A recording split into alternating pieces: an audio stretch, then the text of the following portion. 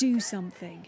The desperate call from these protesters in Uvalde, Texas, as President Biden and the First Lady left a church service in the city on Sunday. We will, the president was heard replying, facing a community where agony now inevitably twists into outrage. A community robbed of 19 children and 2 teachers in America's deadliest school shooting in a decade.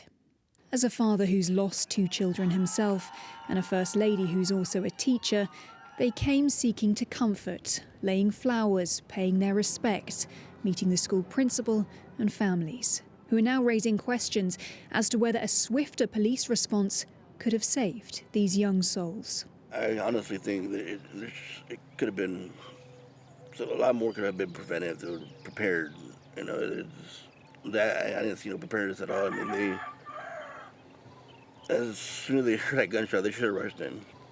For over an hour, 19 armed officers failed to breach the door to the classroom that the gunman was barricaded in as he carried out his attack.